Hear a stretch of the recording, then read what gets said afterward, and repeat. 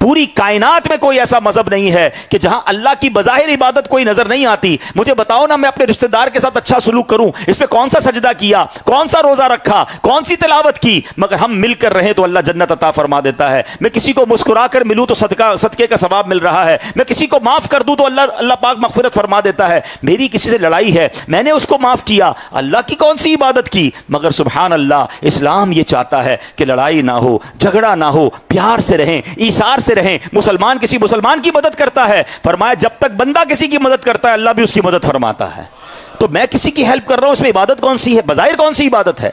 लेकिन अगर इसका क्रंच देखें, उसके पीछे इसकी लॉजिक समझें, अल्लाह अकबर, ये इस्लाम को पसंद है कि दुनिया में, सोसाइटी में जो लोग आपस में रहें, एक दूसरे का हाथ पकड़ने वाले हों, लड़ने वाले ना हो, बदला लेने वाले ना हो, इंतकाम लेने वाले ना हो, माफ करने वाले हों। बेटे माँ बाप का अदब करें, बाप बच्चों पर शफकत करे, पड़ोस का ख्याल रखें, रिश्तेदारों को ख्याल रखें। इन सारी नेकियों में लॉजिकली तो अल्लाह की कोई इबादत नजर नहीं आ रही है, मगर कहीं मगफिरत के वादे हैं, कहीं जनाब सवाब के खजाने हैं। तो पता यह चल रहा है कि इस्लाम ये रिक्वायर्ड करता है, इस्लाम इस सोसाइटी को बेहतरीन तरीके से रहने का दर्स देता है। सिर्फ प्रॉब्लम यह है, बदकिस्मती से लोग इस्लाम से दूर हैं, इसलिए इस्लाम को क्रिटिसाइज करते हैं। आजकल जनाब लिबरलिज्म का दौर है, सोशल मीडिया पर बैठकर दूसरे मुल्कों में या दूसरी कौमों की तारीफें की जा रही हैं कि हुकूकुल इबाद का ख्याल वहां देखें, इंसानियत का देखें कितना ख्याल है। शायद उन्होंने इस्लाम को पढ़ा नहीं है, नबी ये पाक की हदीसें और कुरान पढ़ा नहीं है, वरना जितना सुभान अल्लाह, इंसान तो जानवरों के, इस्लाम तो जानवरों के हुकूक भी बयान करता है।